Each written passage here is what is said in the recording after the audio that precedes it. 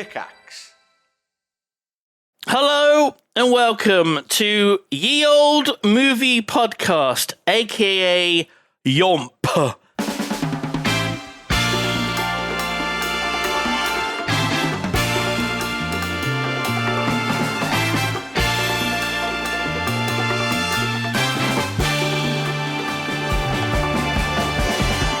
I am Simon the Honeydew Diggyman Lane, and I am joined by G-Star Games. Hello! I am sometimes known as Simon's wife in Minecraft. My name is G. And with me is Sophie.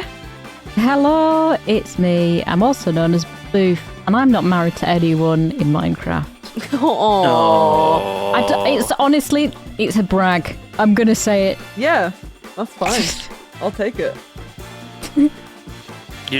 You're a spinster in I love being Minecraft. a Minecraft spinster.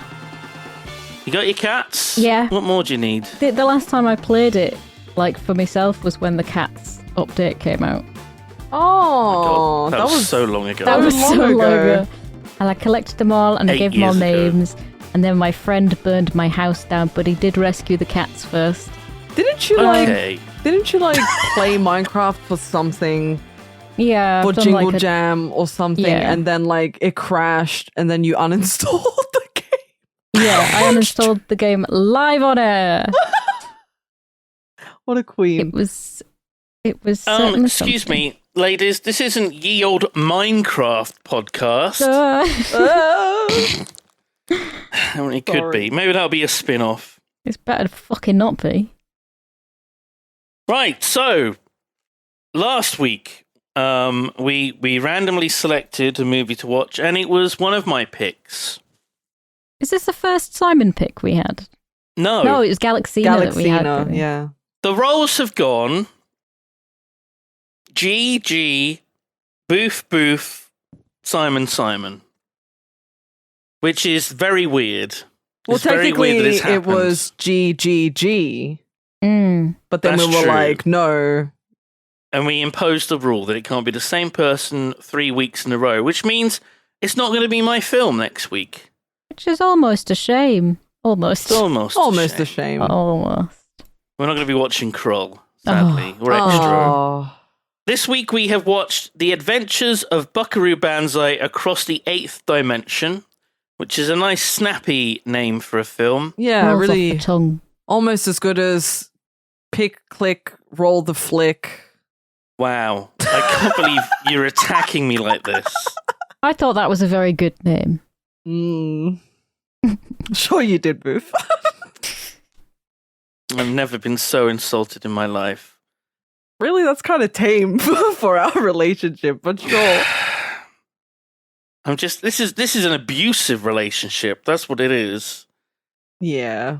I can't believe I'm taking this shit from my Minecraft wife. My wife. Mine wife. Mine wife. Oh, I love you, Booth. So this film is a trip. It is a trip. I'm going to try and describe it. Sorry to cut you So- off, but like it really isn't compared to the stuff we've seen up until this point. Twisted Pair, yeah. I genuinely didn't bat an eyelid. Like I didn't react as like, oh my god, this is so wacky and weird because of all the stuff we'd seen up until now. This was kind of normal, honestly. We've kind of been prepared Yeah. to watch this, really. It's all been building up to this. Yeah. So Buckaroo Banzai is played by Peter Weller, who in 3 years' time will be Robocop. He is a handsome, beautiful man. He's a neurosurgeon, a master of martial arts, a particle physicist, and a rock star. He's a polymath. He's good at everything. He's also like a test pilot / driver. Brain as well. surgeon. Did you say brain? Yeah, that's what neurosurgeon means. Yes, Oh. yes. He's half American, half Japanese. Is he? And Yeah.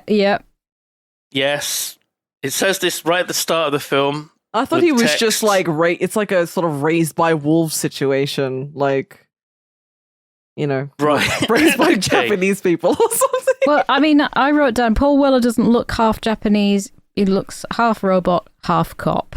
Oi. Paul Weller. That's the singer Oh, what's from the the guy's Jam. What's the guy's actual name? Peter Weller. Peter Weller. Why did Yeah. I was just like, yeah, okay. Had They Paul both have Weller on great the hair. mind. Yeah. I get everybody confused. So this is a story about the hijinks that ensue from traveling through the dimensional barrier. And there are aliens. Oh boy, are there aliens? Spaceships. Yeah. And all sorts of adventures with his group of friends called the Hong Kong Cavaliers. Why are they called that? I don't know. But that's his rock band scientist group of friends. Yeah, like half and they Japanese, save the world. and they're Spoiler. called Hong Kong Cavaliers. It's like Of course. I can't even. A strange pick. I've been meaning to watch it for a while. I will tell you. Well, we can go through it chronologically as we've kind of lent into doing now. Not quite scene by scene, but close to it, which is why the episodes are like 2 hours long. Yeah. Now. So, have you seen this before? Anybody? nope. Has anybody seen this tried. film? I've tried watching it, and I tap out. It's the scene in the bar when they're singing. It's around there that I tap out. Really? Yes. Yep. Why? And that's just when it starts to get good, really. But I don't know. It's just so stupid that I was just like, I'm not really in the mood for this. I'll go and watch something else that I understand a bit better, that I feel like, I don't know, I connect with a bit more. So this is your pick Yeah. on your list, and even you're mentally tapping out. Well, no. I mean, this is when I tried to watch it years and years back. Oh, right? I thought you meant And now. I've been meaning to watch it. So I've put it on the list as a great opportunity to actually force myself to sit down and watch it. Gotcha. And Which force is what we all us to did. watch it. Yes, as well. Okay. Group To share our suffering. pain. Yeah, 100%. Gotcha. Okay. So the film opens with the text on screen, which is always, I don't know, it's not a good way to start a film. It's I the feel. worst because I don't do well. I have subtitles on films when I can, but when they can't actually put any exposition into the film itself, that does not bode well. I'm gonna go before that though, okay? Because I watched this on videotape, and it had some trailers on it. Oh my god! And I wrote about the trailers as well, and it was a good job I did. There was Mesmerized with Jodie Foster and John Lithgow. It looked very boring, but the only Is it bit like a that I thriller? laughed. No, it's some kind of fucking drama. It was really boring, but the only bit that made me laugh was there was a baby coffin being lowered into the ground. Oh my god. I don't know where that fucking came from. Why would you put that in the trailer? Oh my god! Then up next there was Roman Polanski's Pirates, and they kept saying from Roman Polanski that was the whole fucking selling point. Oh They Jesus! called it a comedy spectacular, but it was neither. It was just the most boring thing. Next up was a film that I am genuinely massively interested in because I've never seen it, but it looks incredible. It's called Link. And there's a monkey, like a stuffed monkey in a cupboard that falls out and crushes a woman. But then an orangutan just goes mad. And it's just like, I think it's trying to kill people. What are I don't these know. films? I've not heard of any of these. What the fuck? And then the last trailer was The Best of Times with Robin Williams, Kurt Russell, and some other people. And it was about What the fuck? American football. And I just wrote the worst of films more like. But that Very sounds good. like such Very a good. good Bravo. cast. Kurt Russell, Robin Williams. Yeah. Why have we never heard of this film? I've never heard of that film. Seriously. It was. Maybe because it's fucking dog shit. Why would you make a film about American football anyway, and then put Kurt Russell in it and Robin Williams? I mean, Kurt Russell looks like your all-star American fuckboy. I think he was playing a hobo as well in that. I don't know. I can't. I mean, it was.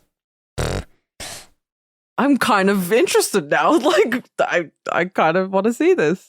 Then the film kicks in, and I wrote down that it justifies his name because he's got an American dad and a Japanese mum. Of course, Banzai is a surname for some reason, and they called their son Japanese surname Buckaroo. Yeah, why not? Why not? It's a good name. Maybe they're big fans of the game. Is it a board game? It's what do you call it? Call it a board game. Dad, why am I called Buckaroo? Well, your mum was a big fan of the game where you pile things on the back of a donkey until it kicks, and whoever makes it kick is the loser. Parents of the Year. I love that cake at the beginning. The cake from the intro video looked really nice. I wanted that cake. It was probably fake though. Fake cake. Fake cake. I don't remember cake. I don't remember cake either, but there was like, I think it was like Buckaroo, his birthday, and it was like the intro with it looked like it was filmed on like, film. Oh, I know exactly where right.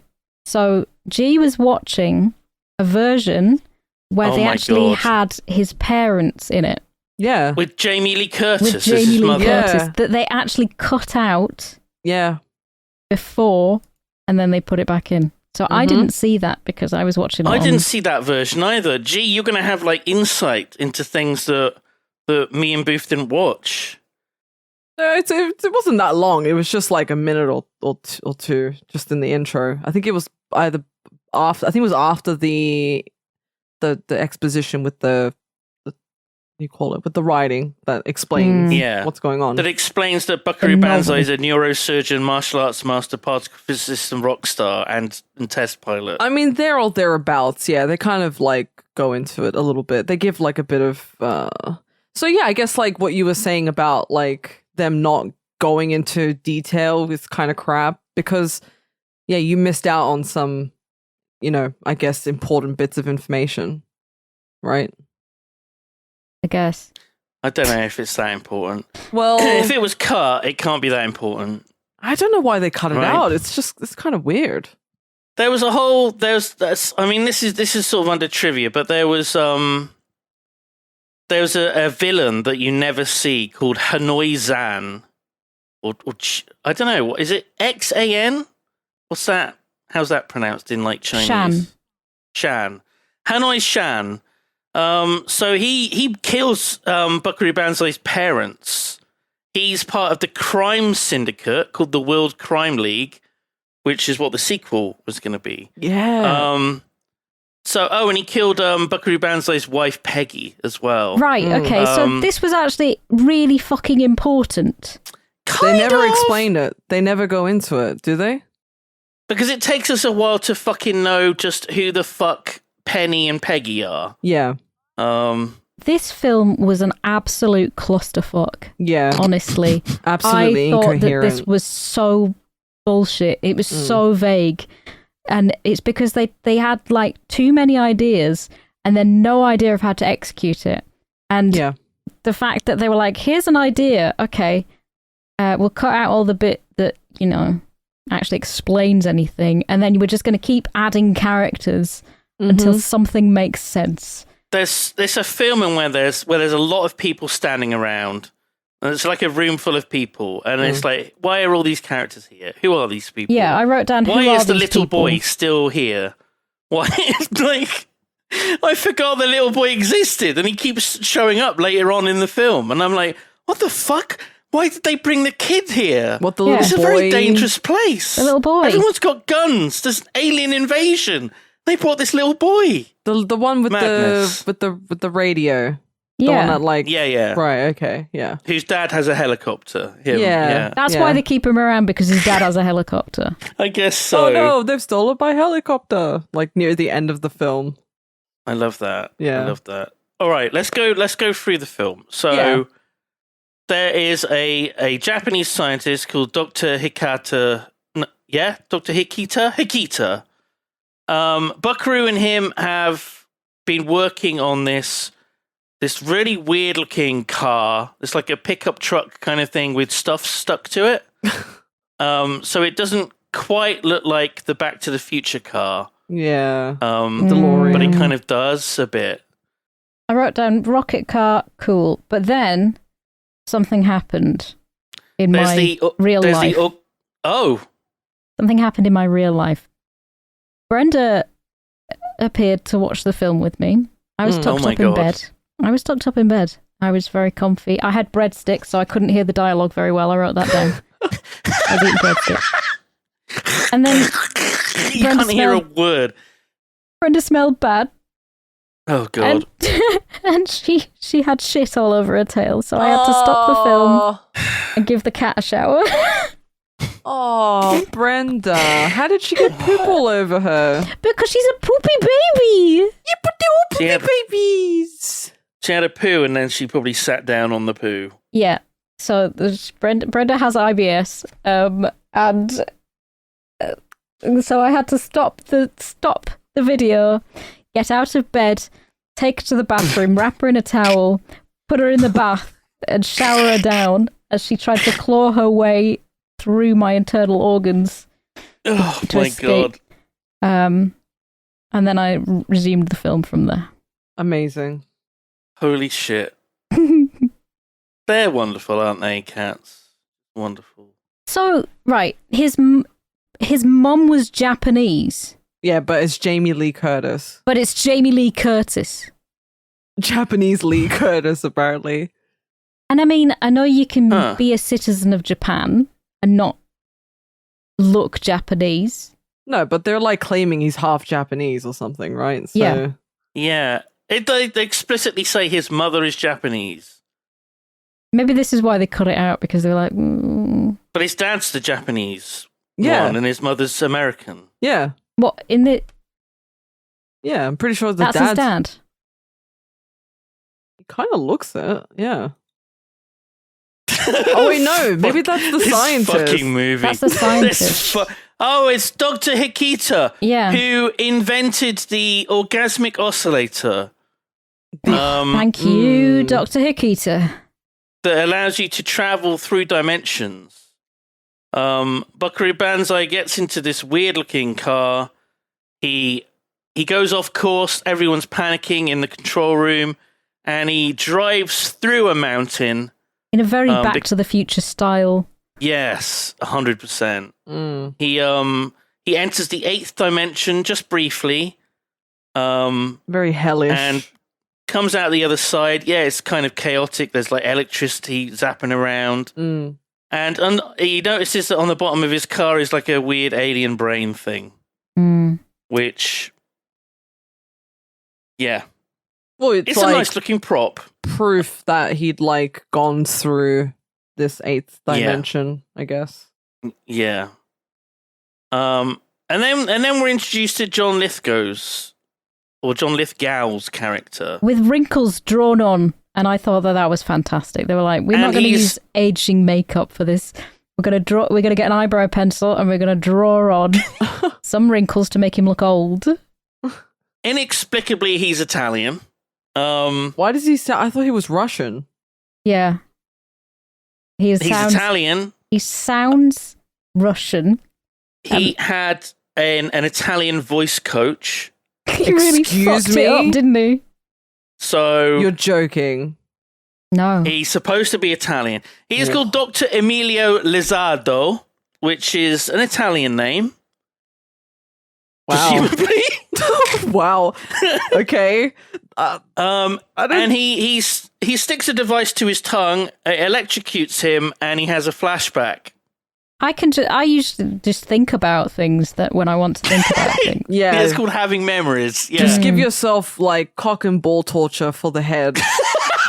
then that'll help you jog your memory. God. I But was then like, he oh, wastes half of a Twinkie and I get really upset. don't people like loads of people really don't like Twinkies? Some Yeah, but people I are just very don't disgusting. fucking throw it on the floor. You know? Yeah. Yeah. Wait, Chucks no, it I on the agree. floor. In this economy, you can't afford to do that. Yeah. So, Dr. Emilio Lizardo was a former collaborator with Dr. Hikita. They together invented the orgasmic oscillator, and Emilio Lizardo travels into the 8th dimension and is basically like, I mean, he's molested by aliens. There's no other way to put it. He's molested by aliens. He only manages to travel halfway through the wall. And he's only there a into- few seconds, and it changes him forever. Mm. That's all it takes, man. He becomes a psychopath. You wouldn't know. You haven't been there. His personality is completely changed, and we discover why later on. Insane. I was fully aboard the film at this point. I was like, this was a good pick. I love this. It's insane. And we'll skip forward to the rock and roll concert thing in the bar, right? I said, of course, Buckaroo Banzai is also in a band with big jacket and shirt collars. Of course. 100%. It was the 80s. I was like, the whole film I was going, God, I recognise that, but I recognise Big Jacket, aka Perfect Tommy. And he was in a film, it's such a weird film called The Heavenly Kid. And he's basically a man, a lad, a teenager in the 50s who gets into a race and dies by driving off a cliff. Jesus. And there's the woman from Malcolm in the Middle in it. She's his girlfriend. And then Oh my God. God and angels assign him to look after this kid in like the 80s to like guide him to make sure he doesn't do bad things in life. And it turns out he's his son and it's all fucking bullshit. What the fuck? It's such a weird film, but I really like it. So Christ. yeah, that's I got excited about that. He has a freaking outfit change in every scene he's in, I'm pretty sure. He's perfect Tommy. Yeah, he's perfect Tommy. He's great. He's perfect. I love that man. there were 2 saxophonists in the band, the Hong Kong Cavaliers. And there wasn't any in the music. No, and we could. I'm pretty sure one of them was playing 2 saxophones at the start. It looked very weird. Saxophones that only dogs could hear, apparently. Apparently so. Apparently so. And 3 of them playing guitar. Oh God, really? 3 guitars, 2 saxophones. Yeah, it was just so, that whole scene in the bar was just odd. Because, like, they were just, like, playing music and then, like, I don't know if I'd, like, missed something or whatever. He just sort of noticed or he had, like, his sixth sense because he's just such a gigabrain. This guy has more jobs than Barbie. Like, he's giving Barbie a run for her money. Like, that, she's been everything, but this guy takes the cake. He's just a genius. He can do everything. Well, you know, I said, in my notes, he's the guy Elon Musk wishes he could be. yeah, exactly. He wishes. And then, like, he just notices, like, there's that woman in the crowd, like, I don't think he even noticed. I think he just could tell that somebody was like, upset. Is everything okay? Is someone not having a good time? He just... And the music stops because he's talking instead of singing. And there's the really weird moment where the woman's just bawling her eyes out.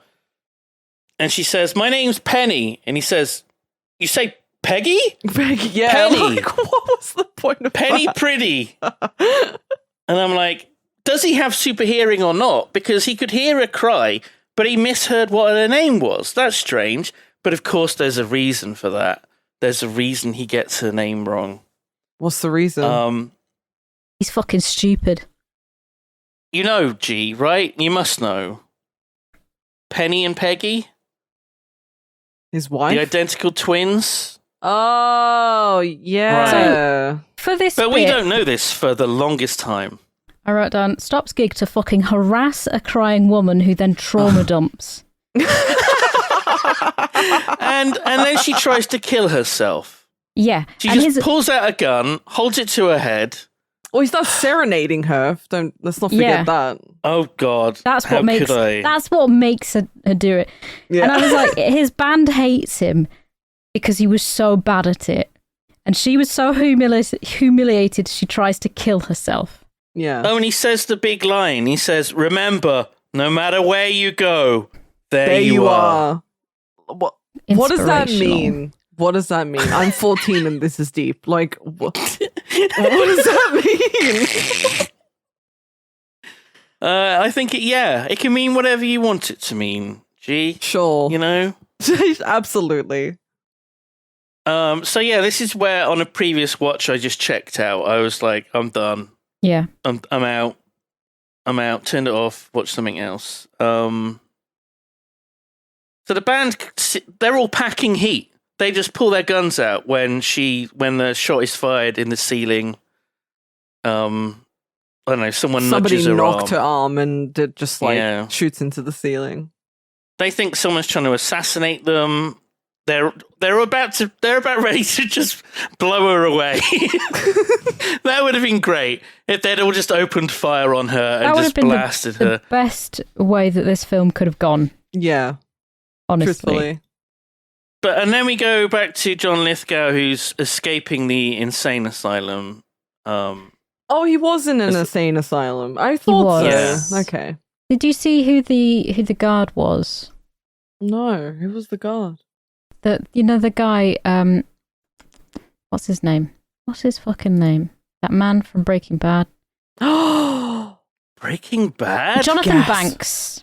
What? Jonathan Banks was the guy, the porter who came to take his telly, and brought him a delivery. He was the guard, and he was joking with him, saying, "Oh yeah."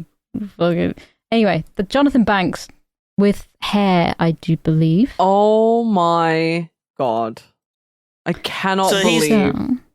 So he's the cop that sits on the toilet and has the revelation. Is it that guy? Oh my God, it is. I'm reeling. Boof notice. It's the guy from the meme when he has the grumpy face and then the smiley face. Put your dick away, Walter. I'm not going to have sex with you, Walter. Yes, the memes. He's brilliant. Memes. He's a really good actor. He's been in some fucking great stuff. Oh, that's fantastic. Thank you for pointing that out. I mean, this was almost 40 years ago. Yeah. Looks quite different. I love their tour bus. I know I might be skipping ahead a little bit, but Jesus, their tour bus is so... It's like got the mats, the Japanese mats, and the samurai swords on the the stand, and it's just like that was so fucking stupid. It's brilliant. I was going to say the next scene is when so John Lithgow, he picks up the phone. And he says, I want to make a call to Mr. John Big Booty. And what's the fuck? I mean, what the fuck? Yeah, it's Big Booty. And then the guy. It's a running gag that John Lithgow pronounces it wrong. Yeah, he keeps calling him John Big Booty all the time. Yeah, and he gets really annoyed. It's so the bad Italian accent combined with him saying "big booty" was just in my notes. It was a lot. I think he has brain damage. Okay, it was some sort of weird torture to his brain to jolt some weird memory that happened to him. He's also Italian? ? I can't tell what's less believable. She figured out that he was trying to be Italian though. I didn't get that at all. I mean, I don't blame you for not getting it. It was ridiculous. It was ridiculous. He zaps like an arcade machine on his way out because he has the power. Oh, he also strangles the Breaking Bad guy to death. He does, yeah. Breaks his neck, whatever. But yeah, there seems to be this running theme of using electricity. Yeah, do you know the aliens are called... Oh, well, I am skipping ahead. There are aliens. Spoiler, they're called lectroids. There's like electricity. Yeah. yeah. Electroid. There's 2 different Electroid. kinds though, Yes. which is but interesting. We meet The, Jeff the black Goldblum. ones are the ones that are black. no, They're no, they're all literally They're all called- black actors. The black Lectroid. no, yeah. So the black Lectroids are all black actors, and the red ones they're called red Lectroids, and I guess they're all old white men, from what I gathered. Yeah. Yeah, the gammons, which Do you is think why that they're supposed yeah. to be like, because there's the underlying theme of there being a Russian threat at some point as well. Cold War? Question mark. That's what I thought. I love the black Lectroids because they're so fancy. I wrote fancy aliens. Ooh, because I love them. They were dressing so nice. Yeah, they were like dripped out with glitter and like silver Beauty. drip. And then that and then race. that's there's- There's Sydney, Jeff Goldblum's character, who is, I assume, a genuine cowboy. What a guy.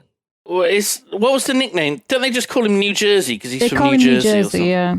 Yeah. So he's not really a cowboy if he's from New Jersey, and he's Jewish, and he's a neurosurgeon. So why is he wearing a cowboy outfit? I don't know. I do not know. I don't know. It doesn't make sense, does it? Nothing doesn't in make this film sense. makes any fucking sense. I put Jeff Goldblum's outfit, laughing my ass off, what a guy. But like, there's no context around why he's wearing that outfit. I guess he just And one of wants my- to be a cowboy. One of my other favourite actors is in this film. Vincent Schiavelli, who plays one of the red Lectroids. Oh God, yeah. He is He's the fabulous. weird-looking one. Yes, he's the weird-looking guy. He was in Ghost. The weird eyes. And he was in something else that I really like, and I can't remember the name of. But I think In Vincent- Ghost, he's the one that He's teaches a- Patrick Swayze how he's to a kick a can, ghost. Yeah. right? Wait, so which one was Christopher Lloyd then? Oh, did you not notice Christopher He's Lloyd? Big Boutte. He's Big Boutte. Oh, he But was he big really- booty. He doesn't really stand out to me No, at all. not at all. in this fucking film. Yeah, I literally This didn't film know. has an incredible cast of actors. There's so much going on that we forget that Christopher Lloyd's in the movie. That's Literally. how No, insane it's it not is. even that. It's just the fact that they've got this cast of amazing actors, and it's just that's it. That's all that this film has. Yeah. They were just like, right, do something, guys. I don't know. Do you not like the prosthetics and stuff and the the Yeah. aliens look? Yeah, I thought They're all right. I thought they were okay. Even They're like fine. the effects when he went through the 8th dimension, that was pretty cool. Like I don't know if you want to call it CGI. I don't know what you would call that, but is it CGI? Computer effects. Yeah, I guess Yeah. it's computer graphic. I thought it was all right. I like Yeah. how there was like a scene between like Penny, I don't know, Penny, whatever her name Penny is. fuck. Pretty, Penny Pretty, Which- yeah. which is a Peggy. fucking stupid name. Yeah, well, there's like the whimsical music, and like she's having a rant at him, and she's like behind a door, and he's like really calm.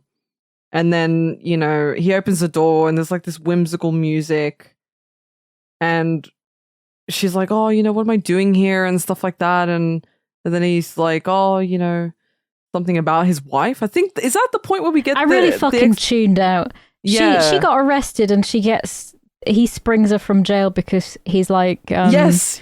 you're from Kansas, and she's like, no, I was adopted, but I was born in Kansas. And he Yes. was like, you have an identical fucking twin or something. I don't know No, whether I he mean- says that then, but he's No. like, No, he doesn't. It's really weird how the information that she is the identical twin of his dead wife, Yeah. it's like drip fed. Through a It's like- picture, I think. It's like another 40 minutes in Yeah. that we actually figure it out that he says. Yeah. Right? It's so weird. I kind it's of. the just stupidest say- just fucking say it. thing. She doesn't need to be in the film. No, she doesn't. She doesn't at all. Why? But he like, loves her. no, I don't give a shit. Yeah. What? Like, they have a press conference about going through the 8th dimension, and she's sitting at the fucking table. I Why is know, she there? Isn't that insane? It doesn't make Oh. any sense. And like the way she gets out of prison, I think he just turns around and he's just like, yeah, sure, she seems harmless. Let her out. Let her out on Killer. Buckaroo Like, Banzai. yeah, I'm Buckaroo Banzai. Like, is he like some sort of? I guess he seems like some sort of superhero. Because they have like comics as well, right? I think. Yeah. Yeah. Everyone knows who he is. Yeah. He's like the most famous man in the world. Right. Okay. All the aliens recognize him. Everyone recognizes him. And we see the aliens in space Tuning around this into point. the conference hearing. Yes, brilliant. They're in like a weird spiky ship that looks like a potato that you've just left in a cupboard for like a year. All the roots growing out of it. Space Beautiful. potato. And Banzai explains that there are aliens and that aliens are real and that they could be inside the table. Excuse me. Because please don't overlook the fact that he like changes his look up every time he's like fitting into his like many personas, right? So he had his like red glasses on because he's trying to sleek back Scientist. hair because he's a smart scientist. Oh, it's he brilliant. absolutely is. Yeah. Genius. Dedicated to his bits. I think he's a con artist. Oh, how dare you? How dare you? He bought those degrees. He explains that matter's mostly made up of empty space, and so therefore it's easy to pass through matter if you just have the right, like, doohickey orgasmic oscillator thing. Yeah. And they've invented it. So now that we can travel through space via the 8th dimension, and also there are aliens. And it's just explained really weirdly. And then he says, over here, look, I've got an alien brain thing in a jar. It looks like a jar of piss. It does look like Yeah, a jar of my piss. I needed it to keep it alive. This is the substance I chose. Don't judge me. I wrote in the notes because I remember because I haven't seen The Fly, and then it reminded me of when you guys said that Jeff Goldblum's cock is in a jar, Yeah. and I just said, "Oh my god!" Like Jeff Goldblum's in the room. Maybe he got jealous of seeing like something like that in a jar. That's a big hog. Yeah, it's a big hog. It's all head. It- No Ooh. shaft. It's quite the. Yeah, it's a lot of movies we've been seeing with like organs in jars recently. Bit of a running theme. That's true. And Yeah. there was another running theme that I noticed as well. Oh? Maybe we'll get to that. Maybe we'll get Okay. to that. Well, he gets a phone call from the president. Amazing. The president is calling Buckaroo. The president of what? The president of the United States. Well, because Oh. he's such a big deal. He probably is in contact with so many head I of was countries. Different presidents. Yeah. I was thinking that he was thinking like the president of like a company Well, imagine. as well. Yeah. Like the president of fucking Skoda wants to talk to you about cars. No, the president of Harley Davidson, perhaps. Ah, well, he Oh. gets zapped through the phone because the aliens are like, oh, we've got to do something, and Yeah. then Yes, suddenly, not the president. It's aliens. Yeah, on their the phone. fucking dial-up was like interfering with the conference. I don't know if you noticed. It was- and then it goes they live, and now he can see the aliens He can that The are in aliens the are- room. They're all around us. They're Yeah. walking among us. Among Us. And now Buckaroo's the only one that can see them, and they're everywhere. Mm-hmm. They're called the Lectroids, And the baddies They've are just- in the room. and they've just shot someone, and they've taken Dr. Hikita. Oh my god, everything's happening. Mm-hmm.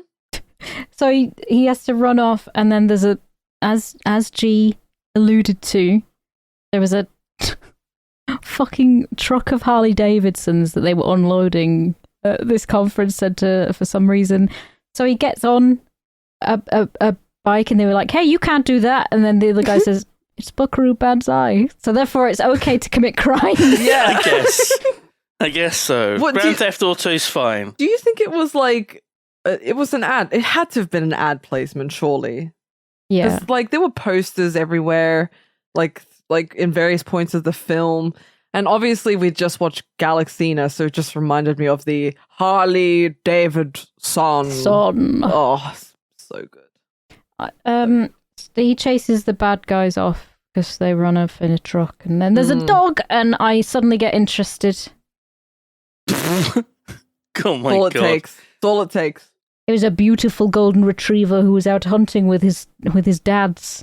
Oh, his two gay Bubba dads. and Bert. Yeah, the two gay dads. No, they were roommates. Headcanon. They were just really good friends. They're just really good friends. Oh my god. So the aliens are in there. They're in a van. They've got the doctor, which I think they call the professor at some point. But sure, that's fine. It's America. It's fine. Yeah. And they're all talking to each other, and it's revealed they're trapped on Earth, and they don't want to be there, and they need the doohickey orgasmic oscillator to the get home. Lectroids are trapped on Earth, right? So they need it to return home. Right. Yeah, I totally knew that. Yeah, same. Yeah. I'm not just piecing things together now that we're talking about it. Yeah. I'm just like reaffirming what we already know. Wink. So the aliens in space release a pod thing that is a flying, it's a bird spaceship. Again, bird spaceship. Yeah. And again, Harley Davidson. Yep. Like last week's movie, Galaxina. Mm-hmm. Very strange, isn't it? Which is crazy. The coincidence it's impeccable. Looks like a giant alien ball sack. Are you talking about the one that landed where they were like trying to get into it? Is that are we at that point? Yeah, it looks like a bird. Bubba and Bert shoot it down, and then it just looks like a weird cyst thing or something. Yeah, it looks odd. Really odd. And then a nicely dressed man comes out. He like falls off of it, cracks his head, and fucking dies. Yeah. But then his disguise drops, and you see that it's an alien. Oh my god! I love how you can tell that it's Vincent Schiavelli even with the mask on, because he looks so weird that even under prosthesis, that you can tell it's sadly him. True. It's sadly true. No. I love him. I don't give a shit. I think he's a fucking amazing person. Great actor. So we have there's three aliens that are in this spaceship. One of them cracks his head and dies. One of them gets away. And one of them is stuck inside and has to self-destruct the ship. And they all look pretty... Are they similar or just the same actor? I couldn't quite tell. It's the same actor, right? It's the same guy. It might be the... I don't know. It was all Maybe they're clones. I mean, this is one of the downsides of watching things on VHS. The quality isn't the best. Audio and visual. I think it was like the same guy, from what I could tell. It is around this time that we discover that every single fucking alien is called John. Oh, yes. That is the best part of the film, I swear to God. Which is very strange. Why? It's like, it's like the John Smith or something, in a way. Like the generic man placeholder name. But they're all like John something. The first name's John, surname is like something really random. There's John O'Connor. There's John Smallberries. Amazing. Smallberries. Which I did write down on my list of potential cat names. It's John Smallberries. Yes. I don't know. The placement of the Buckaroo Banzai comic as well. It's the latest issue. Well, this is just like, again... And it's issue 1 as well. It's issue 1. It's like they're trying to set it up for like Buckaroo Banzai is going to be this big fucking franchise with comics and like albums and whatever else. Like, sadly, it was not meant to be, was it? It was not meant to be. So we've got the pod. One alien gets away, one dies, one blows up and dies presumably as well. The guy that gets away has a weird pink parcel. The dead alien's got the Buckaroo Banzai comic book. Very strange. But then Buckaroo Banzai eventually finds Dr. Hikita in like the back of the van. I love this scene. In like a coffin thing? No, it's like a freezer, I guess. And he accidentally shocks Hikita because Buckaroo Banzai's got like the formula. Some weird electrical power, and he's got a formula written on his hand that we never see, because like there's a really weirdly framed shot where the Doctor's head is covering the hand, so we don't see what the formula is. It's plastered on his head, isn't it? He does, yeah, he yeah. licks He does his slap. hand. He licks Very his hand and weirdly. like slaps it on his head to transfer the formula to him. And it did the job. Yeah. So bizarre. So good. But Banzai, he says to Hikita, he says that he can see lectroids from Planet 10 by way of the eighth dimension, which is, I mean, that's a lot to take in if someone says that. Yeah. Watch these fucking geniuses. They know exactly what's going on. Yeah, exactly. Why all the ships, like all the alien ships, it's like, they're really They're very goopy. organic looking. Yeah. They're like alive almost, I think. Yeah. It's really, really gross. Really, really gross. Kind of reminds me of like Lex and stuff. Where there's organic ships. Yeah. Mm. You see Lex when like the lady she's having a shower and she's like fondling this weird pod and it sort of spunks water out onto her, and it's like, this is disgusting. This is clearly someone's fetish I'm watching. What the fuck? Oh no. Not the fetish. There's a few scenes of Buckaroo Banzai running away from the aliens, and a kid sees him, and he hears him on the radio or something, and Yeah, because and he calls out. He's like, I don't know the name of all the fucking what he calls Dad, the people. we gotta help Buckaroo Banzai. But Get it's the like- helicopter. Oh, the kid Yeah, who's just waiting. They broadcast that he needs help, right? So they just add more fucking people. Like, this is the thing. It's just constantly, this film is just adding characters who Because don't the Cavaliers are like a group do of like anything. Yeah, they don't really 7 do much. men Yeah. or something. And half There's of a them bunch don't of them. fucking talk ever. They just don't do anything. Clancy Brown doesn't do anything except die, pretty much. Clancy Brown is in this film as well. Wow. My God. So the Cavaliers are in at home. They're on a computer and they figure out all the aliens are called John, and they go through all the names. Yeah. The Jamaican alien arrives and he hands over the parcel. And we're like, what's the deal with this parcel? I hope it's not a bomb. That's what I was thinking. I was thinking that too. But then Jeff Goldblum has this weird, like, epiphany. All of the aliens are from Grover's Mill in New Jersey. Oh. And this is where, in Orson Welles' radio broadcast, the aliens landed in Grover's Mill. They actually landed near Woking in John Wyndham's novel. But obviously Orson Welles had to make it in America. And apparently Orson Welles was broadcasting a news report telling people this wasn't a hoax, but the aliens made it seem like a hoax to cover their tracks. Fake broadcast. Which, I don't know. Maybe I could believe that, like, sure, okay. But the thing is, John Wyndham wrote the book in 1897. I looked this up. 1897. It was published in magazines. Yeah. And then the next year it was published as a novel. So, did aliens previously land in Woking, or in a field near Woking, at the end of the 19th century, and then they had to hypnotize John Wyndham? Yeah, probably. No, the thing is, right, none of that actually happened in this film, because it's only about America. Okay. No other country exists. Well, the USSR does. Yes. And we'll get there very soon. The parcel is actually a message, like a holographic projection, a bit like Princess Leia in Star Wars. Yeah, Help me, Obi-Wan. Masks made of bubble wrap on. Oh my God, those for some masks. reason. Fucking hell, they look so bad. So dumb, bro. So dumb. I love it. I thought they'd be wearing like 3D glasses or something. But no, it's literally just a bit of bubble wrap. around their eyes. Yeah, like they're trying to auto asphyxiate themselves or something. It's weird, like sex masks.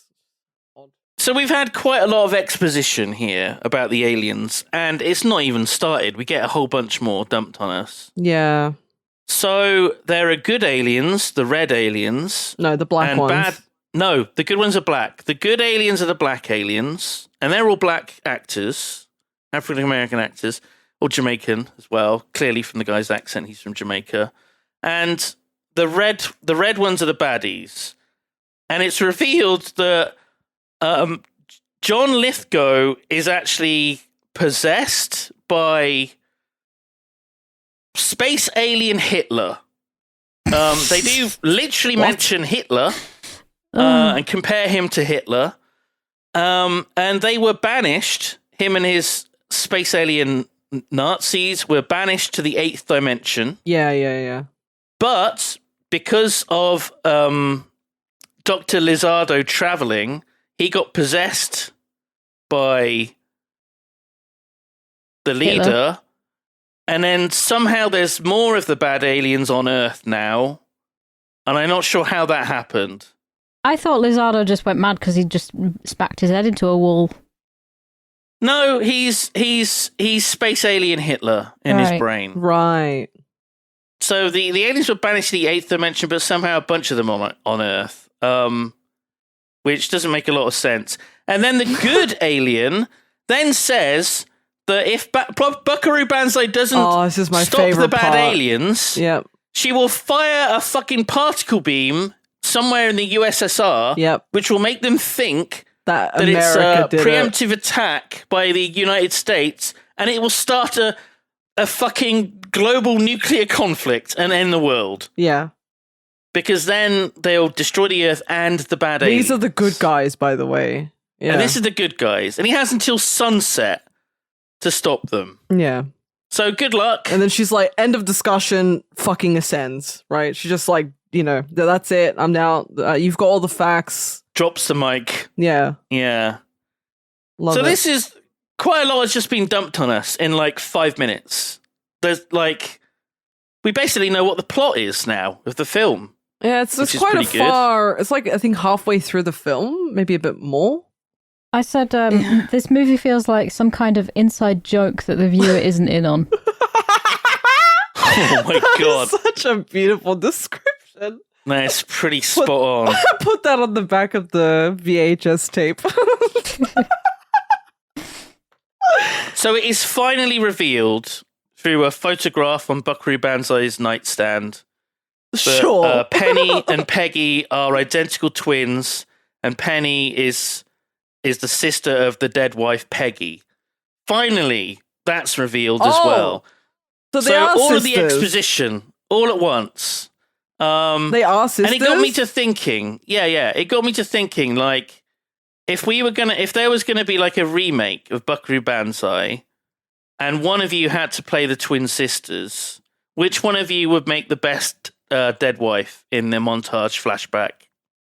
Walking through cornfields in slow motion with your hand Boof, going over the ears of corn. Yeah, I mean, only because standing on a beach with a dog. Boof, how much of a good dead wife can you be?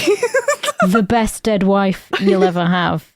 Rustling through the sheets, rolling around, smiling. Also because I can play the madly depressed crazy woman at a gig. Nice. With like mascara shoot streaming herself down your face. But I'd add absolutely nothing. I spent my last dollar on Tamagotchis. I ain't got none left. I've got no. I sponged up too much. I honestly thought the blonde woman was like a version of his wife from another dimension, because I thought there was like, the movie was going to amount to... That would have made more sense, Yeah. That would have been which is really insane. clever, G. interdimensional traveling, and like the wires have been crossed, and people are appearing from different timelines. I honestly thought that's what it was, but I guess not.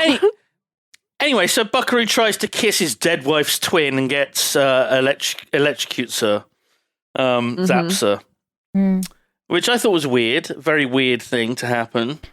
Very Frankenhooker and also Galaxina. Yeah. I mean,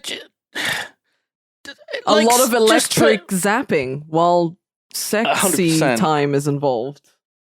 But like, just imagine you're in her shoes. You're very, very depressed. You're not doing well at life. You're wrapped up in this They never insanity. explain why she's depressed, though. They just sort of are like, she's down in the She's dumps. adopted. That's why she's depressed. Broken family. Apparently, I don't know. everybody that's adopted is just incredibly sad. Just like, yeah, the saddest people on earth. Like, they don't give any explanation as to why she is the way she is and what she's doing and why she's sad. Might have been Nothing. cut. Who knows? Ugh. But she's trapped. Like, she's stuck in all of this insane situation. She's in the bedroom of this man who is like the most famous man in the world. Mm. And she sees a picture of herself and him on his nightstand.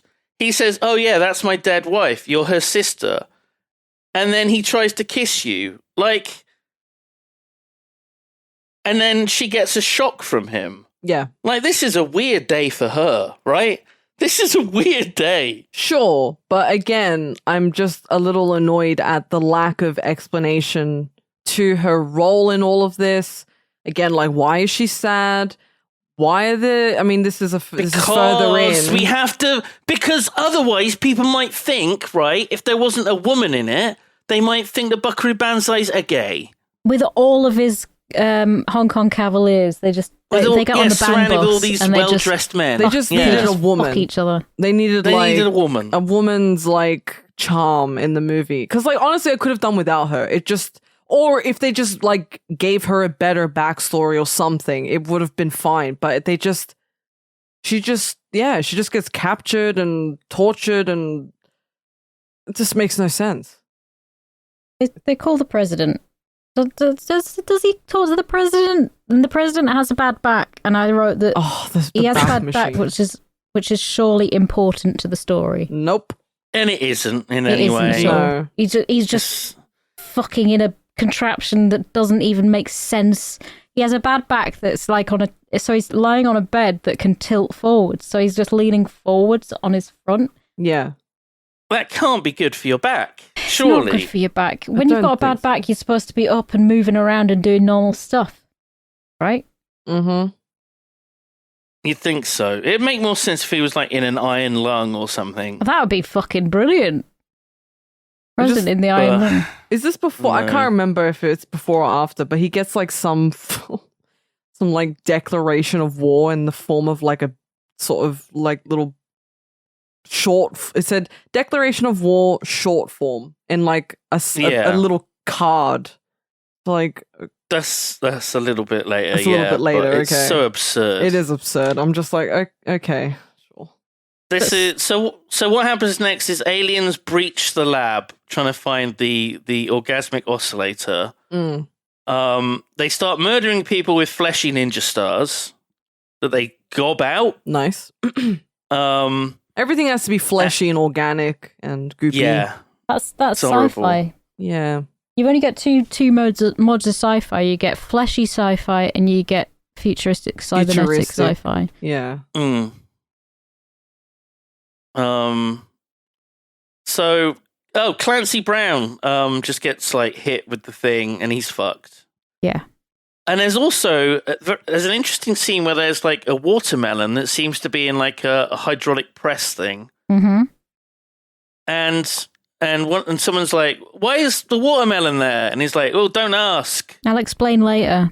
I'll explain later." Never explained. And there's an interesting bit of trivia about that, which we might read out at the end. So they've got they get Penny, and she's got the doohickey in her handbag because the doctor gives it to her, and then the bad aliens get away in the helicopter. They steal the helicopter, which is very rude of them. Yeah. Clancy Brown fucking dies. Rawhide is the name of his character. He didn't really do anything in the film other than die. Like, this is his like big scene. It's kind of sad. And then this is when Buckaroo Banzai is on the phone, the video phone to the president, and he says, "It looks like the Earth is caught in the crossfire. We have reason to believe there are vicious red aliens walking freely among us." That's when he says "among us." Yeah, I put Among Us in caps in my notes. And I leapt to my feet. I fucking hollered. I dabbed.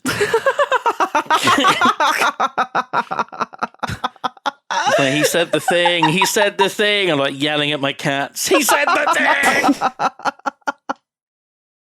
And then Jeff Goldblum again has like this incredible sort of like revelation. He's a good get. I'm glad that he joined the Cavaliers. He's pulling his weight. He is. He figures out that aliens have managed to brainwash humanity using a bacterial infection in our brains, which means that we can't see them for what they are. Holy shit, what a gigabrain. So Buckaroo Banzai, when he got zapped with the 8th dimension electricity, that killed the infection in his brain? Question mark? I guess. Maybe. So now he can see them. But no one else can. Yeah, but that kind of, now that you mention it... It's like They Live, right? Yep. As you said before, They Live wasn't made for another 4 years. This was 4 years before They Live. That's incredible. What the fuck? So it's around this point when Jeff Goldblum is kind of explaining the brainwashing that I realize there are way too many people in this film. There's a bunch of people just standing around him doing nothing. I can see at the back the guy whose helicopter's been stolen is just standing there, just doing nothing. He's just there. Yeah. And I'm like, why are there so many people just standing around Doing nothing. not doing anything? And I was like, I guess his kid is probably around somewhere if he's here, and we do see the kid later. Very much so. So I think it's around now that it is officially revealed that Dr. Emilio Lizardo is Lord John Warfin, space alien Hitler, whose mind has been hijacked when he crossed over into the 8th dimension years ago using Dr. Tohiki Hikata's oscillation overthruster, and he now has Buckaroo Banzai's dead wife Peggy's identical twin sister Penny held hostage. Right. And I feel my brain vibrating. I know. Oh I know. my God. I know. Yes. Yes. It's a lot. Did you guys notice it was like grapefruit littered around their like base, their sort of base of operations? No. Just like random grapefruit everywhere. For no reason. I don't know why I noticed it, but it everything's got a reason in this film. Like when he comes back from fighting aliens, his assistant just sort of hands him a lollipop as well, and I was like, "Fuck." I wonder if this is like a cut scene. I don't remember the lollipop. Really? So that would be weird if that was a cut scene. Yeah, because it We don't literally need makes that. no sense. No sense. If they're not going to give context about the lollipop or the grapefruit or anything like about the sister, sorry, they're definitely not going to give any context about any of that stuff. It's just random and quirky. One of my favorite bits of the movie happens now, and it's when a very bad actor is trying to read a line. Really? And he says, "Strategic Space Command now reports all the surveillance satellite communication is jammed." And I was like, that is fantastic. That's the take they went with. So Yeah. there's probably worse. Yeah. They probably tried a couple times. I did write down, I suspect that was the best take they had. Amazing. So, yeah, I think we're all Why in would you agreement. just get someone else to do that line? If you can't do the fucking line, what are you here for? Why have you been hired as an actor? Why are they paying him to fuck up a line? I'm sure there was a scene with the same guy in previously, and he did stand out as being quite bad. And I thought, well, it's fine. He's not saying much. He's not saying anything important. And then they give him this line. And I'm like, oh, for fuck's sake. Do you think he was someone important to, like, not an actor, but like a friend of the directors or something? He's a Make-A-Wish kid. And they executed him afterwards. Jesus oh my God. Christ. So this is when we have the president with the emergency action documents, and it's revealed that it's Declaration of War, the short form. And I thought that was that supposed to be funny? It's not really very funny. Maybe it's funny to someone. I thought it was like a bit of a, they're declaring war. She laughed. Yeah. She laughed. She thought it was great. Why are there grapefruits everywhere? I'm telling you, there's like he's holding one, they're in the background. It's the same I instance didn't notice. as for the watermelon. Yeah, I think so. We'll get there. We'll get there with the trivia. So we have so John Lithgow is this when he's doing his speeches? He's doing speeches up on like a platform in this weird factory/base thing. Fucking I was so den. bored at this point. I was so beyond bored. I don't remember what else I was doing, but I wrote keep forgetting why it's important. I got too bored to take notes, but they got a spaceship. Nice. Yeah. That sounds about right, though. Like, that sounds like all you need to know at this point, truthfully. They kidnapped Buckaroo Banzai to solve some equations by electrocuting his dick. Amazing. That happens later, yeah. Oh, in the right. Electro Tower or whatever. So this the shock tower. See, listen, I just spaced out for however long. So they're in this base because the US Army or the US Air Force was going to be building like a new bomber there. But actually the aliens have taken over the base and they're building a spaceship. Yeah. Which is why we're there. I think we see Lithgow is doing a really bad Italian accent, doing speeches like Hitler. Amazing. And then there's the bit where he says the joy of duty, and all the aliens repeat the joy of duty. And I'm like, that's also supposed to be funny, isn't it? Yeah. No, one of my favorite lines is when I think the robot or something is on this PA and he's saying there are monkey boys in the facility. Yes.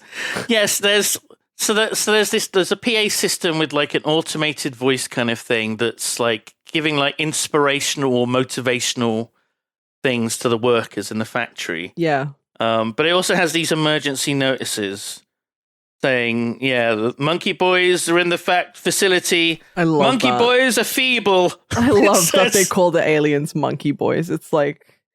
No, they call humans that. The aliens call humans that. Yeah, sorry. The aliens call humans monkey boys. I thought that was brilliant. And my feeble. second favorite thing in the movie was when I think those masks, the really gimp-looking masks with the bubble wrap, you can see. They allow you to see who aliens are, I guess. Do they though? I don't even know. So this is my confusion. My confusion is the guy that's with them. What's the other type of alien? The black lectroids. Yeah. So he was with them, and they couldn't tell that he was a lectroid when they had the masks on.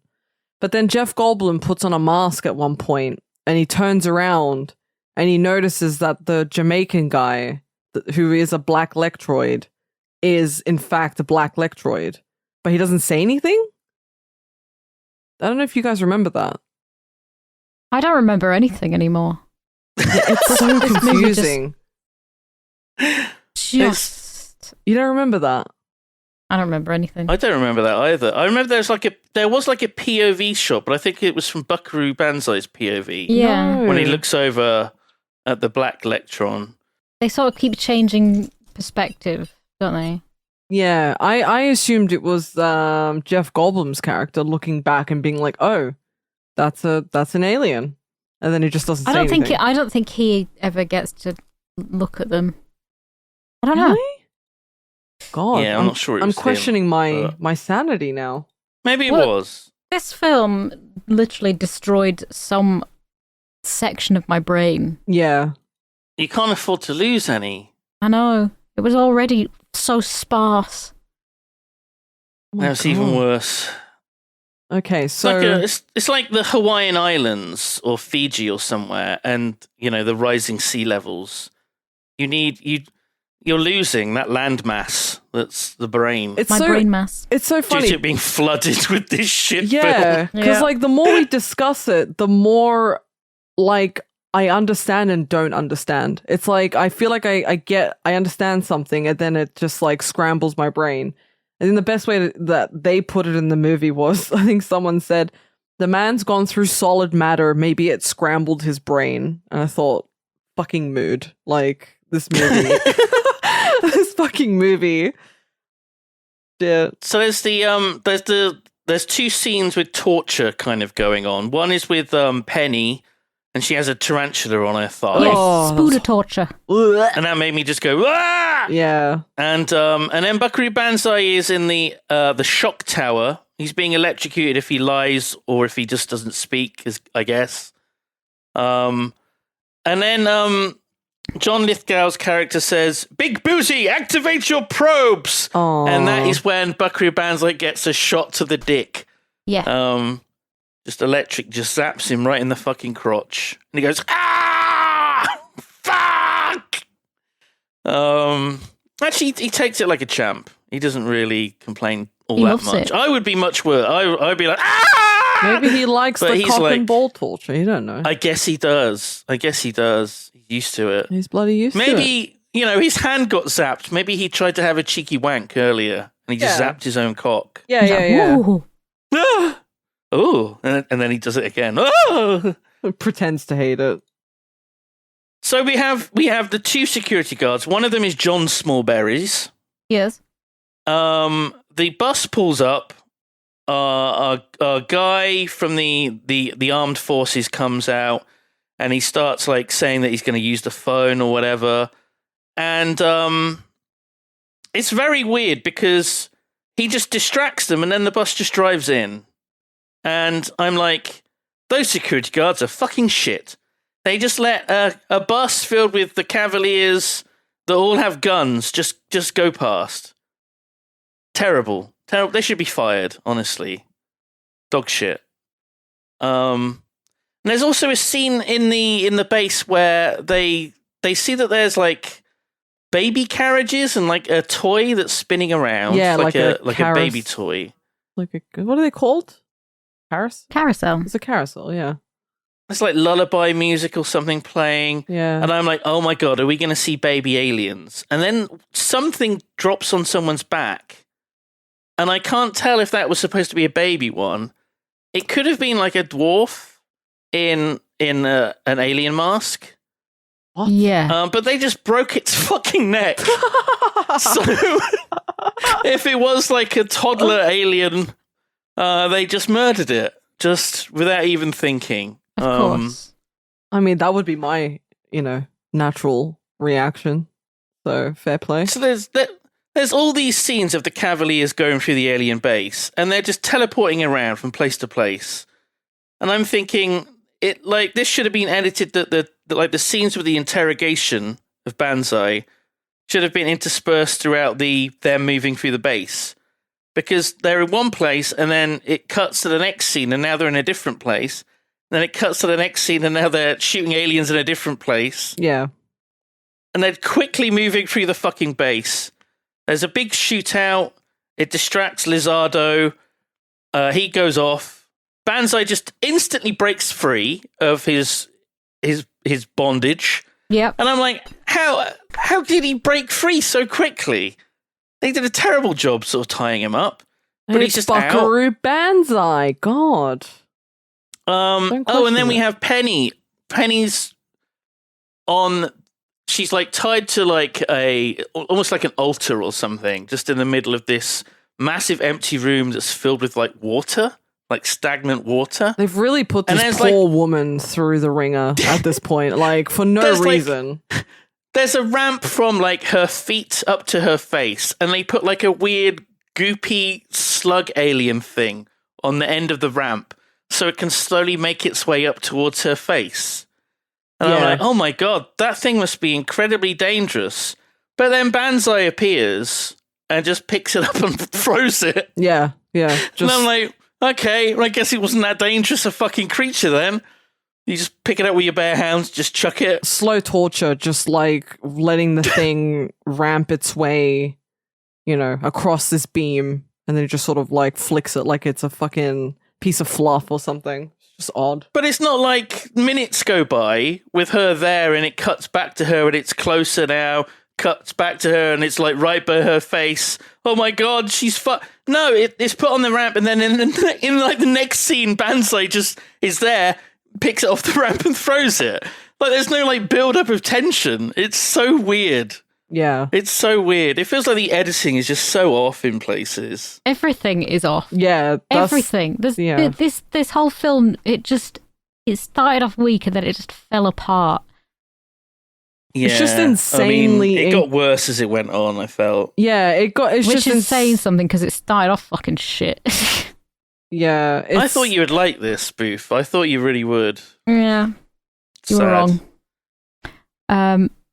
They fly off in a spaceship. The spaceship, when it's a physical prop in the factory, it looks like dog shit. It's just like a shapeless thing of metal and stuff. But then when it fails to go through into the 8th dimension and it just breaks through the wall, suddenly it's this spiky, beautiful spaceship thing. And I'm like, Yeah. what? It didn't look like that when it was in the factory. Yeah, that was odd. It's like a different fucking spaceship now. So the aliens are getting away, but it's okay because Banzai is on board with his black alien friend, his black electron. And there's the line, we're not in the 8th dimension, we're over New Jersey. Oh no. And I was like, Yikes. God. So the thing is about this film, they've called it Buckaroo Banzai and his fucking journeys, adventures through the 8th dimension, right? Yeah. He But they spent 2 seconds in the 8th Spent 2 dimension. seconds in the 8th dimension. It was absolutely flipping pointless to have that much of a title. Yeah, that's also What would you have called it? just Buckaroo Buckaroo Banzai Banzai. and the fucking bored The, actors. the Secret Invasion. Yeah. Buckaroo Banzai and the nothing happens. Yeah. Yeah. So Buckaroo Banzai manages to fly the tiny little ship. He's like Ray Skywalker and Ace Rimmer rolled into one. I put in my notes. He then fires a laser or particle beam, blows up the big ship, saves the Earth. He jumps out the ship. He somehow has a parachute. That's good luck. And then there's this is one of the funniest bits of the film. Buckaroo is back on board the tour bus, and the guy is on the radio, and he says, "Buckaroo, President's on line 1, calling about, is everything okay with the alien space cloud from Planet 10, or should he just go ahead and destroy Russia?" And Buckaroo says, "Tell him yes on 1 and no on 2. And then the guy looks confused, and he says, "Which was yes, to destroy Russia or number 2? Oh my god. And I'm like, and Buckaroo just walks off. And I'm like, you really should have made clear. Yeah. Because the guy wasn't sure. Kind of playing with fire there, Buckaroo. Like, Penny is dead. How did Jeff she die? Goldblum, Just from being tortured or something? a broken heart. Right, okay. I don't know. wait, she died? I do not know. She died. Now, she was fine. Yep. The slug didn't hit her. I don't know what she would have died of, but somehow she was mortally wounded. They said there's nothing more we can do or something. I've tried everything. Yeah, Jeff Goldblum says there's nothing more I could do. I did everything I could. By and then which he meant I just stood there. Yeah. I did everything I could. I just stood there, and it wasn't enough. She's covered in a sheet on the bed. Takes the sheet off. He kisses her. He zaps her. and he's like, "Oh, did she just move?" Then he like uses his electric power to bring her back from the dead. So now he can. He's a neurosurgeon. He's a rock star. He's a test pilot. And a necromancer. He's a martial arts master, and he can bring people back from the dead. He's a necromancer now. He's a necromancer. Yeah. King. And then they fuck. Presumably. I was gonna say I don't remember that, but sure. And he's earned that. He's earned that fuck. Does he though? And then we get a thing appear on screen that says Buckaroo Banzai will return against the World Crime League. Fucking no. And they don't. And he doesn't. There was going to be a comic book, and then that just became a novel written by the author that originally created Buckaroo Banzai. And that was published November 2021. Wow. So, what's that, 37 years? Yeah, it's a bit. It took 30... This whole film and everything to do with it is like people had an idea and then they just couldn't be fucking arsed. They were just like, well, I have this idea and I have some money to throw at big actors, but also like that sounds like effort. Yeah. So I'm just going to let people do their stuff. It just was so incoherent, inconsistent. It just was all over the place. I thought I was missing a beat because I was like tired. Like, you know, from traveling, but it wasn't. It just, the movie was just bad. I think my favorite part was the credits, honestly. The end credits was the best part of the film. Yeah, it really was. Like, and that's what they used as the trailer to get people excited. They were like, wow, it's like an Avengers sort of team of superheroes. Like, Holy wow, these guys are so cool. Like, why is that guy in a cowboy outfit? Why is this guy dressed like this? Oh my God, this is going to be fucking amazing. I love it so much. The music playing, they're walking along. The whole team is like walking in tune to the music, doing a little dance. they fucking misspelt his name So though good. at the end. Made me laugh. Did they? Yeah, Buckaroo Banzai, but with like an exclamation point. Oh. And like no I. And like I'm not convinced that the exclamation point is meant to be the I. And also you can tell that that wasn't the first attempt. Look how many times they tried. You can see Yeah. They washed it off. They washed it off and shit. For listeners, it's graffitied on like a wall or a bridge or something.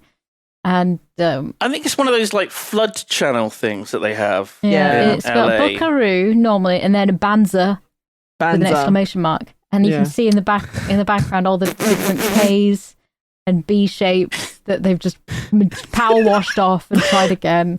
It's a bit scuffed. And remember, this is the best part of the film we're talking about. Yeah, this is the best part of the film. And even this is scuffed.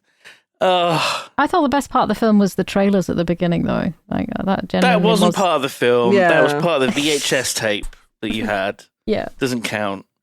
Yeah.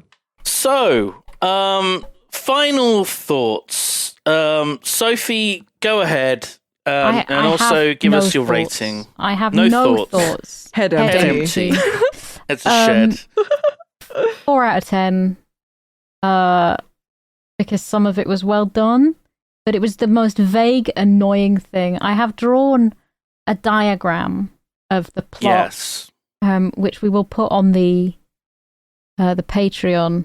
I might also tweet it eventually. Oh, I think we should at this point, because we've like, I think I remember what each of us have rated the movies and stuff, but we should keep track of like the movies and how we've rated them, right? I mean, I'm writing everything. Oh, actually, I'm not writing your ratings down. We should get like listen to the. Yeah, I'd like to see it in like, I guess, some sort of format. Oh my God, God, visual format of some sort. Yeah, we'll figure it out. That'd be good. That's a good idea.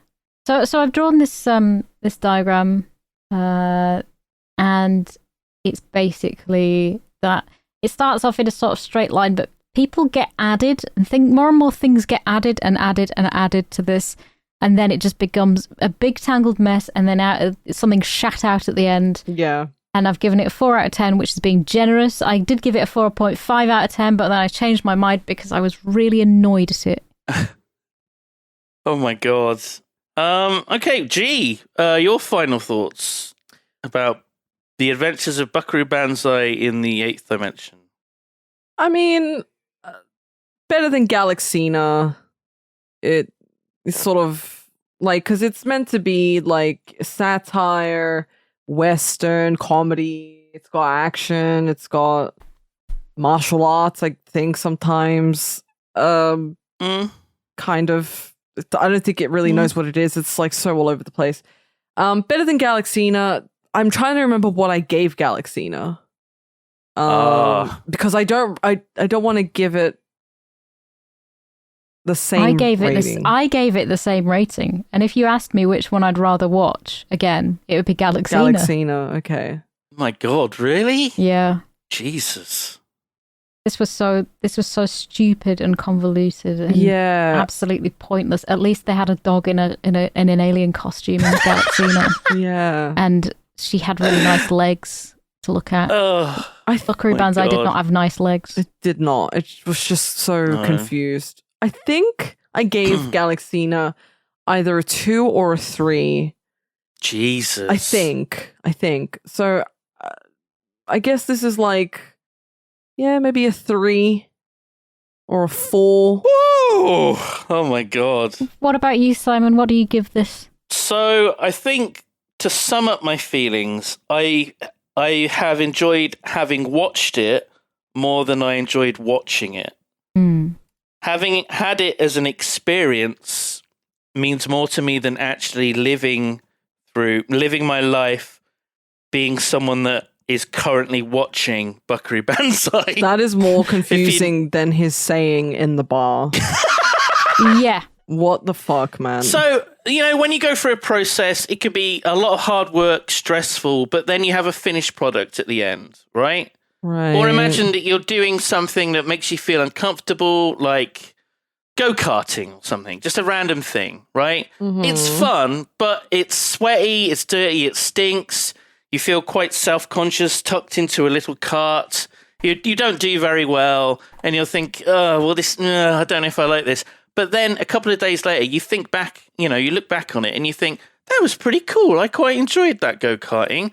Probably never going to go again, but I'm glad I went. Okay. And I feel that way towards the film, right?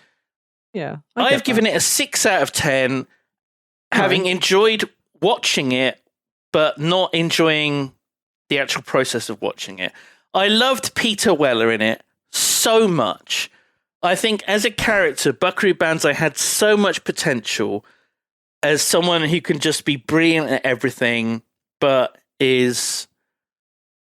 It's weird because if I was to try and describe what his character is actually like, I would struggle. Because there's not really much to him character-wise. He does a lot of things, but I couldn't really tell you anything about how he feels about anything. Yeah, really. there's nothing like, it's just very surface level stuff.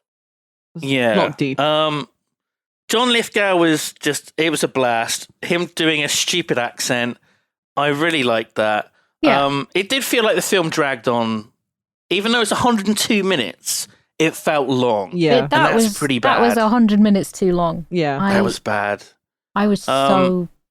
End credits, amazing. Loved them. And I think that boosted my score. The end credits were fantastic. So I can see that. I didn't hate it. I'm not sure I could recommend it as a film. Would you give it, a 4? Or... I gave it 6. Ew. Okay. Sure. You're entitled to I'm your glad that I opinion. watched it. I didn't have the biggest amount of fun watching it, but it was so insane. Yeah. It was a good experience, I think. Yeah. Yeah. So, trivia. Have you got any interesting trivia that you have found, either of you? No, I usually do, but I was so brain dead that I was reading the trivia and everything because I was bored of watching the film. So I was looking at the trivia. The watermelon thing. Even the producers were so checked out of this film that they put in a watermelon to see if anybody was watching them do it and was checking up on like the progress. Based. And nobody mentioned it, so they were like, right, nobody fucking cares. We can just do what we want. So back in the olden days, things were shot on actual film, and at the end of every day, they would do a hard, like a rough cut of the footage that they filmed, and it was in really low quality. And they would send that off to like the producers to look over the dailies, as they were called, just to check if they were actually doing the work and shooting the right things. Yeah. And nobody watched any of the dailies. And at that point, they knew that they could just do whatever they wanted with the film, because no one mentioned, why is there a watermelon? Why did you shoot a watermelon here? I didn't see anything in the script about a watermelon. But nobody was checking. So, yeah, the producers were just checked out and just didn't give a shit. They didn't know how to sell this movie, how to advertise it. They had the walking around and dancing as a trailer, because why not? Why fucking not? They didn't have the music. The music wasn't finished for that end scene. What music did they use? Was it Uptown Girl? Yeah, Uptown Girl by Billy Joel as a placeholder, because it was the exact same tempo. So those scenes were filmed with Uptown Girl blaring from a boombox tied to the back of the camera truck. Incredible. But it did the job. It did. It did the job. The end sequence was it inspired Wes Anderson's film The Life Aquatic with Steve Zissou. I did see that, actually. Which has a similar ending where they're just walking around. David Bowie's Queen Bitch is used at the end of that film. Apparently there's quite a lot of films that like kind of pay homage to this. Like Men in Black and like some other ones as well. Homage. Star Trek First Contact. Mm. Did you see I posted a picture of William Riker in the group chat? I did. I saw that. And in the background, stuck to the wall of the spaceship, is the oscillation overthruster. That's what the name of it is called, the doohickey. Yeah. It's just stuck to a wall. Yep. I think it's the same in Back to the Future, I think.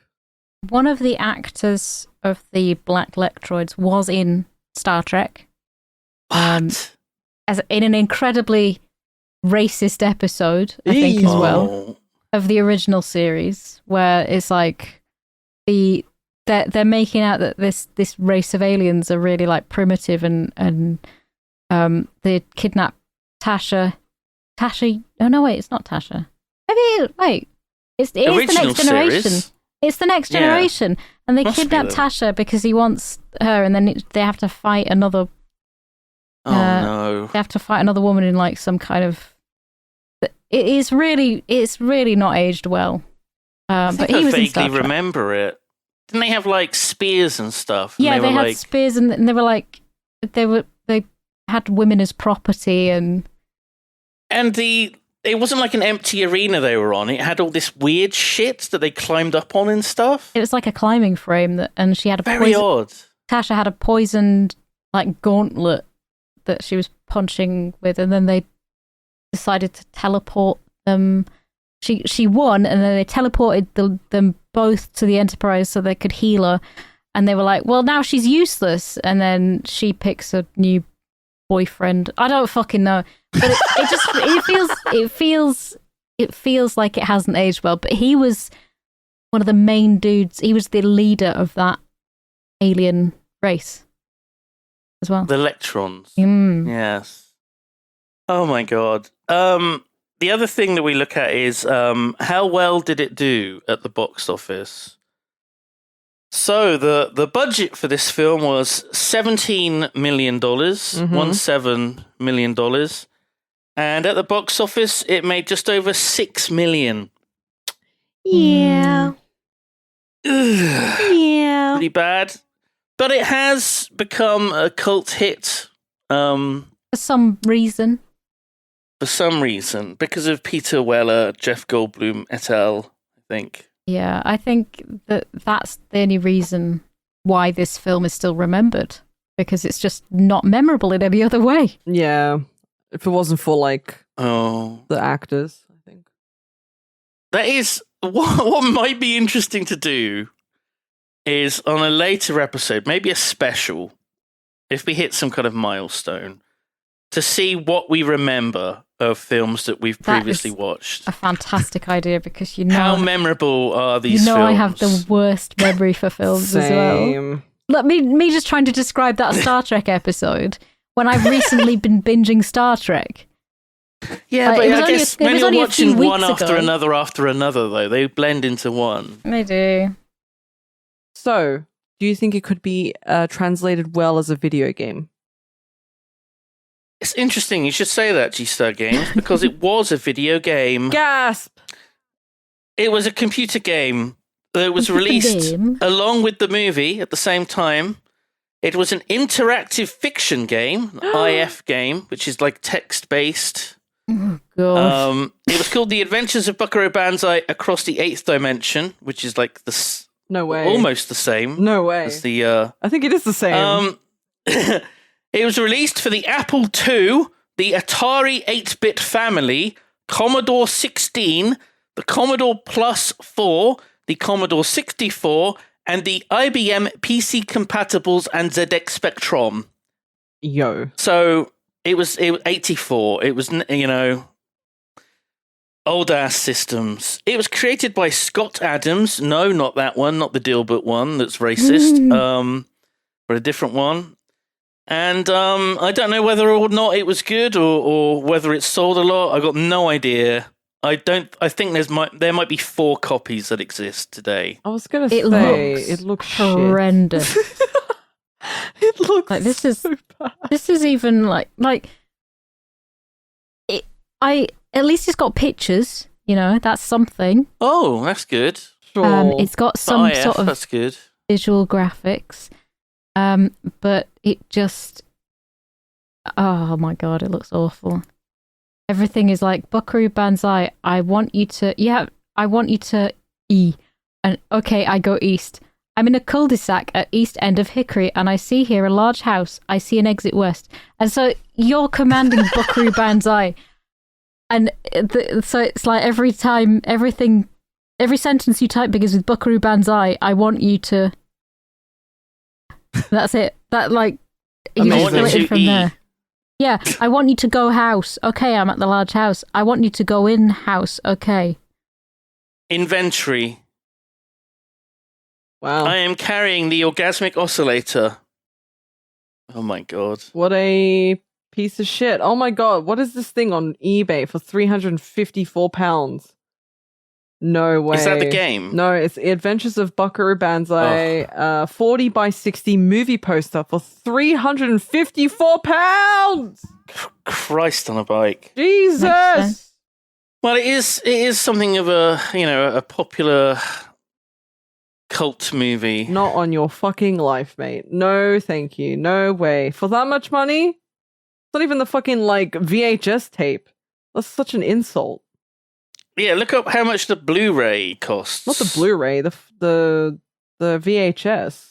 That's like... Look up how much the Blu-ray costs. Like £16 on like I £11. googled it and I got like an eBay result that it was like 300 quid for the fucking Blu-ray. Oh, And I was somebody- like, what? Yeah. Somebody is trying to push their luck because they're just hoping some absolute like melt goes on eBay and sees their result and doesn't realize you can just buy it for like £11 off Amazon. It's the original release Blu-ray that was released in 1984. God, it's so ahead of its time.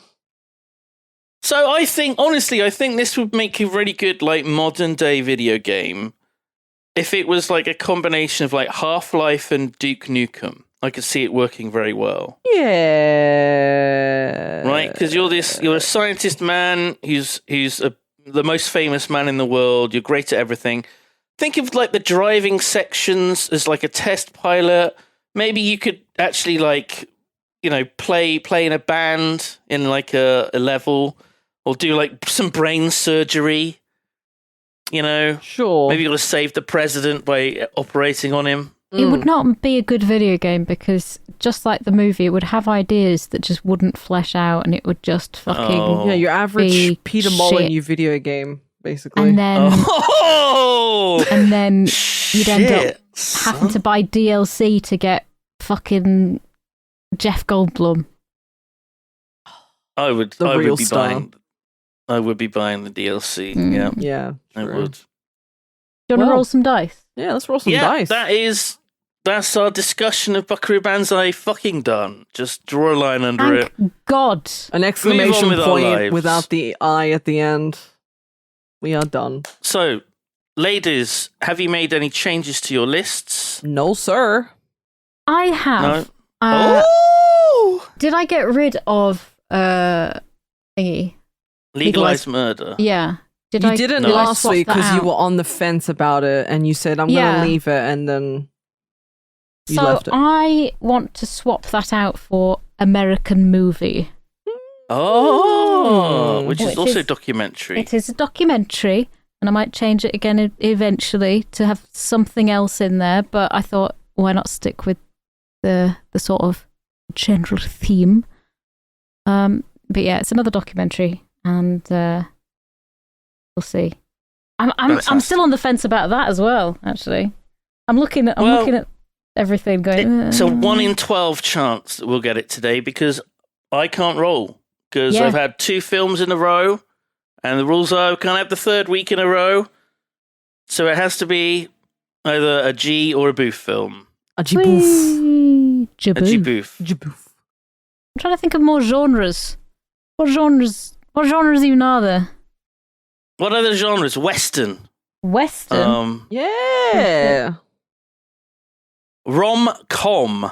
Oh. Please God no. Oh. Twilight.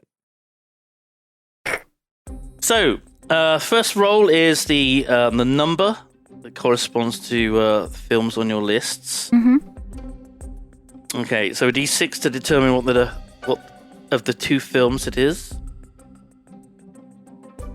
We got a 3, which means it's The Greatest Showman or Brian and Charles. Oh my god.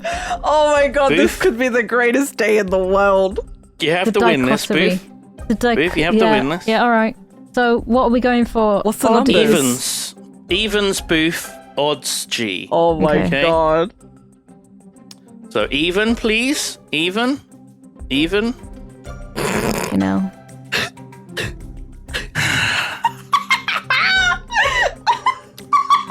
Well. You're watching The Greatest Showman.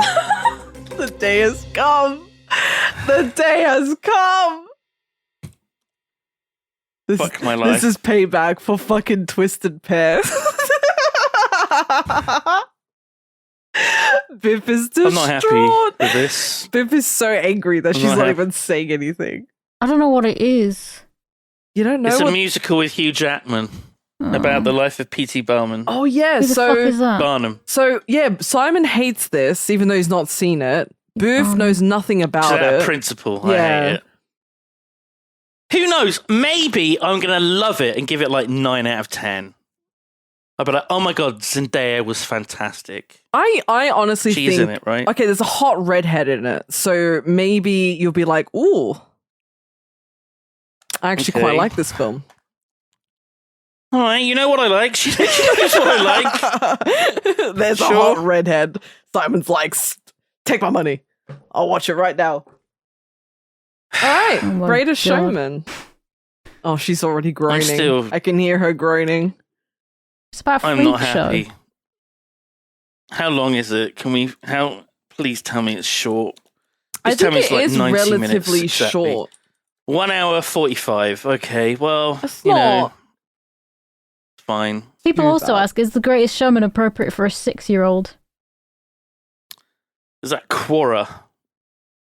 No, it's No, Raising Children Raising Network. Children Network. Racing Children Network? Yeah. I always go there for my film reviews. Is it suitable for me, Simon Honeydew Lane? I have the brain of a Is it child. suitable for a 45-year-old man to watch? Okay. Christ. I'm Thank you so for sorry, listening. listeners. I'm so sorry that you have to watch. Oh, really? You have to. Really? Okay. They do have to watch The Greatest Showman with us. Okay, yeah. So you're apologizing So- now after everything that we've watched. This is where the apology kicks in. I'm apologising on your behalf. Cool. Um, Okay. well, thank you for listening. Yeah, before we sign off, we do have a Patreon that is now officially live, on the go. As of over a month ago, yep. No, it wasn't over a month ago. Well, it will be by the time this comes out. Oh, yeah, sorry. Yeah. Yeah. So that's how time works. Yeah, I forgot. My bad. Hmm. Yeah. Patreon.com. How can I get to it? Oh, there we are. There we are. Patreon.com/YOMPcast. And Yompcast. YOMPcast. Yompcast. There are 3 tiers, and there should be a link somewhere in some description on one of these platforms for you to be able to check it out. And there's some cool perks. You know, getting an extra episode, getting episodes early as well. So it might be worth checking out. Yeah. But thank you very much for listening, and we will catch you next time. Goodbye. Thank Bye. you. Bye. Bye. Hey everyone, it's G here. Wanted to say a thank you to those at the Giga Yomper tier supporting us over on the Patreon. A special shout out to Sleepy DIJ, Kara Jackson, Scott5877, Kyle, Cornelius Vander, Luck33, and Enki. Thank you guys so much for your support, and we'll catch you next time. Bye.